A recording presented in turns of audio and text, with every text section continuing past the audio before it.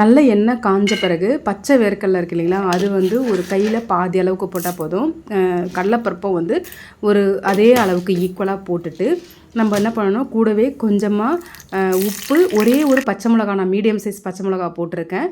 அதுக்கப்புறம் நம்ம 4 ஒரு சின்ன வெங்காயம் சைஸ் அளவுக்கு குடமிளகா, அது வந்து 4 இருந்தது ஃப்ரெண்ட்ஸ். நான் 4த்தையும் கழுவிட்டு கட் பண்ணி இதோட கூடவே போட்டுட்டு நல்லா வந்து வதக்கி விட்டுருந்து சிம்மிலே வச்சுருந்தா அது கொஞ்சம் நல்லா வதங்கிடும்.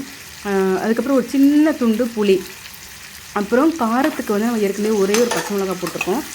நம்ம கொஞ்சம் காரம் கொஞ்சம் தூக்கலாக செஞ்சால் ஃபஸ்ட் கிளாஸாக இருக்கும். அதனால் இதுக்கு ஒரு 5 to 6 காஞ்ச மிளகா. காரம் வந்து உங்களோட காரத்துக்கு ஏற்ப நீங்கள் ஏற்றி இறக்கி கம்மி பண்ணிக்கோங்க ஃப்ரெண்ட்ஸ், காஞ்ச மிளகாவை. ஸோ அது உங்கள் ஆப்ஷன். இது நல்லா வதங்கணுன்றது வந்து ரொம்ப சாஃப்டாக ஒன்றும் அவசியம் இல்லை ஃப்ரெண்ட்ஸ். ஒரு கஞ்சியாக இருந்தால் கூட பரவாயில்ல. ஓரளவுக்கு ஒரு 2-3 நிமிஷம் அப்படியே நல்லா சிம்மிலேயே வச்சு வதக்கிட்ட பிறகு நான் உங்களுக்கு ஜூம் பண்ணி காட்டுறேன் பாருங்கள். இந்த அளவுக்கு, அதாவது இந்த பச்சை கலர் ஸ்கின்லாம் வந்து ஒயிட்டாக மாறும். அந்த அளவுக்கு வதங்கின பிறகு நம்ம வந்து ஸ்டவ் ஆஃப் பண்ணிடலாம். ஆஃப் பண்ணிவிட்டு இதை இறக்கி வச்சு, அதுலேயே வச்சா சூடாக இருக்கும் இல்லைங்களா, அதனால் இதை இறக்கி கீழே வச்சுட்டு ஆற விட்டுட்டு மிக்ஸி ஜாரில் போட்டு அரைச்சிக்கலாம்.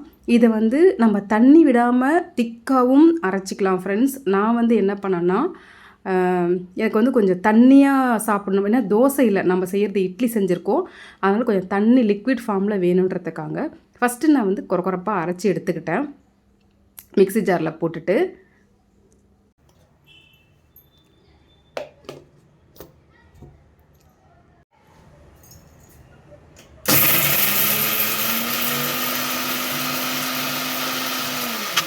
இந்த ஸ்டேஜில் என்ன பண்ணேன் ஃப்ரெண்ட்ஸ், நம்ம ஏற்கனவே அந்த வதக்கி வச்சுருக்கோம் இல்லைங்களா, அந்த இது ஃப்ரை பேனில், அதில் கொஞ்சம் தண்ணி விட்டுட்டு இதோட மிக்ஸ் பண்ணி பார்த்தேன் எவ்வளோ திக்காக இருக்குன்னு. இந்த அளவுக்கு சட்னி தான் நம்ம பத்தாதுன்னு சொல்லிட்டு, கட்டுப்படி ஆகாதுன்னு சொல்லி தண்ணியை கொஞ்சம் எக்ஸ்ட்ரா ஊற்றிட்டேன் ஃப்ரெண்ட்ஸ். நல்லா மிக்ஸ் பண்ணிவிட்டு தண்ணி நல்லா தாராளமாக விடலாம். Super taste. கடலைப்பருப்புனால அந்த கேப்சிகமும் கடலைப்பருப்பும் சேர்ந்து ஃபஸ்ட் கிளாஸ் டேஸ்ட்டு. நீங்கள் ஒரு தடவை ட்ரை பண்ணிங்கன்னா, வதக்கும் போதே நம்ம ஃபேமிலிக்குள்ளே இருந்து எல்லாம் வந்து எட்டி பார்க்க ஆரம்பிப்பாங்க. அந்த அளவுக்கு ஒரு மணமாக இருந்தது.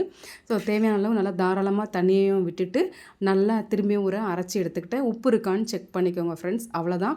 இதுக்கு ஒரு சின்ன தாளிப்பு என்னென்னா, நம்ம யூஸ்வலாக பண்ணுவோம் இல்லைங்களா, கருவேப்பிலை, காஞ்ச மிளகா, அவ்வளோதான்.